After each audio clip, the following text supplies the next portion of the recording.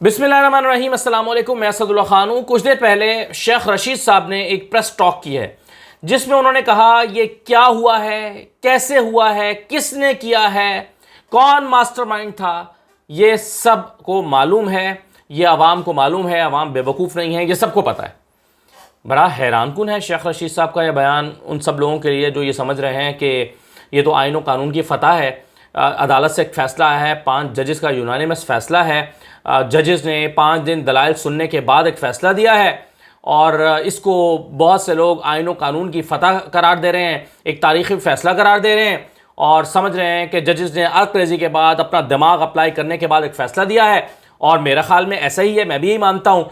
लेकिन शेख रशीद साहब क्या कह रहे हैं? शेख रशीद साहब कह रहे हैं ये क्या हुआ, किसने किया, कैसे हुआ, क्यों हुआ और कौन मास्टरमाइंड है, ये सबको पता है। क्या मतलब है इस बात का? शेख रशीद साहब क्या कहना चाह रहे हैं?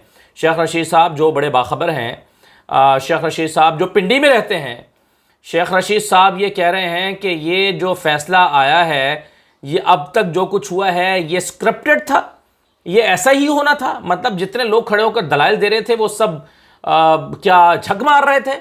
वो सब लोग वहाँ जो खड़े होकर बातें कर रहे थे, वो सब लोग जो कुछ कह रहे थे, दलाइल दे रहे थे, आर्टिकल 5, आर्टिकल 69, 95, स्पीकर की रूलिंग, इस पर जो बातें हो रही थी, क्या सब वो आवाम को बेवकूफ़ बनाया जा रहा था? यानी क्या वो ऐसा नहीं था कि जो दलाइल सुन के फैसला किया गया? यानी आप ये कह रहे हैं कि दलाइल कुछ भी दिए गए हों, कुछ भी कहा गया हो, फैसला यही आना था? शेख रशीद साहब क्या कह रहे हैं?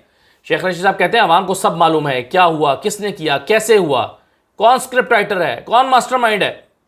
तो शेख रशीद साहब जो हैं वो ये कह रहे हैं। देखें, कल जो जब फैसला महफूज हुआ, मैं चूंकि अदालत में 4-5 दिन मौजूद रहा और मैंने लम्हा बलम्हा केस को एक डायरेक्शन लेते देखा और ये अंदाज़ा हो गया था कल दोपहर तक के स्पीकर की रूलिंग उड़ा दी जाएगी।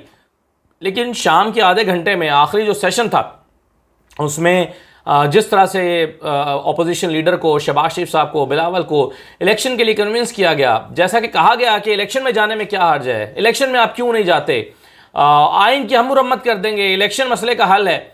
ये सब बातें एक जहन की अक्कासी कर रही थी कि जजेस का एक जहन है और एक नहीं 3-4 जजेस ये बातें कर रहे थे। और उसके बाद जो है फैसला महफूज हो जाता है। फैसला महफूज होता है तो उसके बाद एक चीफ इलेक्शन कमिश्नर का बयान सामने आता है। फिर चीफ इलेक्शन कमिश्नर पहुंच जाते हैं अदालत में और वहां जाकर पूरी कहानी बयान करते हैं कि 7 महीने से पहले इलेक्शन नहीं हो सकते। सवाल ये पैदा होता है कि क्या इलेक्शन कमीशन के चीफ जो हैं वो अदालत के फैसले पर असरअंदाज हुए हैं? बहुत सी चहमगोइयाँ उन 3 घंटों में इस्लामाबाद में हो रही थी। मैं उनको चहमगोइयाँ ही कहूँगा, मैं उनको अफवाहें ही कहूँगा। क्या कुछ हो रहा था और किस तरह से फैसला आने से आधा घंटा पहले सब ने कहना शुरू कर दिया कि फैसला ये आ रहा है। मतलब वो एक इम्तहानी पर्चे की तरफ फैसला ही लीक हो गया।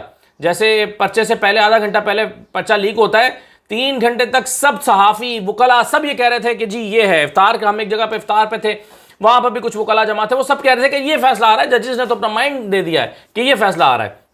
लेकिन 7:30 बजे फैसला आना था। 7:30 से लेकर 8:30 बजे के दरमियान हर किसी के को मैसेजेस आ रहे थे कि जी फैसला तो ये आ रहा है। मुझे एक बंदे का फ़ोन आया, उसने कहा क्या फैसला आ रहा है? मैंने कहा ये फैसला आ रहा है जो मैंने कल आपको वीडियो में बताया था।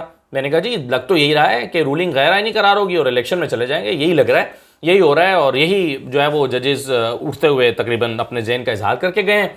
तो वो हंसने लगा। उसने कहा अच्छा मैं आपको एक व्हाट्सएप कर रहा हूँ। उसने मुझे मैसेज किया, उसने कहा जी ये फैसला आ रहा है। तो मैंने कहा नहीं ये कैसे मुमकिन है, ये कैसे आ सकता है, क्योंकि 4-5 दिन से हम रूलिंग वो जो समात है वो अटेंड कर रहे हैं, देख रहे हैं। लेकिन फ़ैसला आया तो जो उन साहब जो मैसेज भेजने वाले का जो अंदाज़ा था, अंदाज़ा ही होगा, जाहिर है उनको कहीं लीक थोड़ी, जजेस ने थोड़ी बताया होगा हम ये फ़ैसला करने वाले हैं, उनका अंदाज़ा ही होगा। तो उनका अंदाज़ा बिल्कुल दुरुस्त साबित हुआ। फिर उनका मैसेज आया मुझे कि हाँ जी अब बताएं क्या कहा था। फिर मैंने तो कहने का मतलब है कि ये अंदाज़ा लोगों को हो गया कि नहीं भाई फैसला जो है वो कुछ और आ रहा है। फैसला चीफ इलेक्शन कमिश्नर जाके कह दिया कि जी हम 7 महीने से पहले इलेक्शन नहीं करा सकते। अब यहाँ पर मेरा ख्याल है हुकूमत के बहुत ज़िम्मेदार तरीन लोगों को ये बताना चाहिए कि उस 3 घंटे के दौरान किस किस के फ़ोन आए, किस किस ने कहा कि ये बहुत ज़रूरी है मुल्क के लिए कि 7 महीने से पहले, अक्टूबर से पहले इलेक्शन ना हो। अटॉर्नी जनरल को बताना चाहिए कि किसका फ़ोन आया और किसने उनको कहा कि कन्विंस करने की कोशिश की कि इलेक्शन के अभी 7 महीने तक इलेक्शन नहीं हो सकते, यानी इस सेटअप के साथ जाना पड़ेगा जो शहबाज शरीफ वाला सेटअप स्क्रिप्टेड है, जो लिखा गया है। शेख रशीद साहब के बकौल, मैं नहीं कह रहा कि ये स्क्रिप्टेड है और ये लिखा गया है, तो उसके साथ जाना पड़ेगा।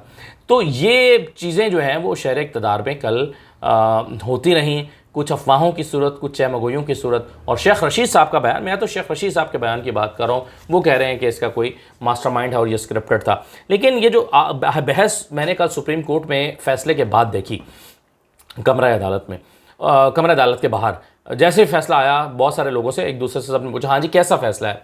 तो ज़्यादातर लोगों ने कहा, क्योंकि वहाँ पर पीटीआई वाले तो गायब हो गए थे, नून वाले लोग ज़्यादातर मौजूद थे और नून के हामी वकला मौजूद थे और सहाफ़ी मौजूद थे, सहाफ़ियों में भी आपको पता डिवीज़न है। तो सब ने कहा कि जी आईन व कानून की बड़ी फ़तह है, ये एक तारीख़ी फ़ैसला है, ये एक ऐसा फ़ैसला है जो सदियों याद रखा जाएगा, क्योंकि इस फैसले ने आइंदा के लिए राह मुतय्यन की है कि जब तहरीक अदम एतमाद पेश होगी तो उसको टाला नहीं जा सकता। तहरीक अदम एतमाद पेश होगी तो आईन व कानून की पासदारी करते हुए उस पर वोटिंग कराना ही होगी। यही आइन की फ़तह है, यही कानून की फ़तह है और ये बड़ा तारीख़ साज़ फ़ैसला है। बिल्कुल सही है, मैं भी इसको आइन व कानून की फ़तह मान लेता। अगर अब मैं आपके सामने 4-5 पॉइंट रखने जा रहा हूँ। देखिए, मैं इसको आइन व कानून की फ़तह मानता अगर इमरान खान को हटाने के लिए बतौर शेख रशीद कोई स्क्रिप्ट ना लिखा गया होता। अगर कोई स्क्रिप्ट ना लिखा गया होता तो मैं भी इसको आइन व कानून की फ़तह मान लेता। मैं भी इसको आइन व कानून की फ़तह मानता अगर अक्टूबर से पहले किसी सूरत इलेक्शन ना कराने का मंसूबा ना बनाया गया होता, यानी ये ज़रूरी ना हो गया होता कि नहीं जी नहीं, अक्टूबर से पहले तो इलेक्शन हो ही नहीं सकते, ये मंसूबा ना बनाया गया होता तो ये फैसला वाकई आइन व कानून की फ़तह होती। और अगर अपोजिशन की तमाम जमातों को तहरीक अदम एतमाद के लिए किसी एक कुव्वत ने इकट्ठा ना किया होता तो मैं मानता कि ये आइन व कानून की फ़तह है। लेकिन आप जानते हैं, शेख रशीद साहब कहते हैं कि ये सब जो हुआ ये किसने किया और क्यों किया। आप जो तमाम अपोजिशन की जमातों को एक पेज पर आनन फानन कैसे इकट्ठा कर दिया गया, किसने इकट्ठा किया और कैसे वो जो आंख के इशारे पर चलती थी इत्तेहादी जमातें MQM, वो कहाँ चली गई और कैसे चली गई और क्यों चली गई।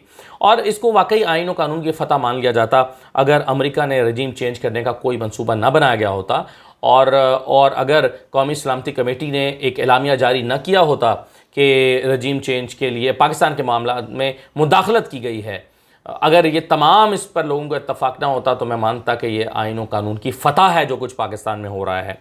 और मैं इसको आइन व कानून की फ़तह मान लेता अगर मंसूबा साज़ों ने अपोजिशन रहनुमाओं से मुलाकातें करके मंसूबे को हतमी शक्ल न दी होती।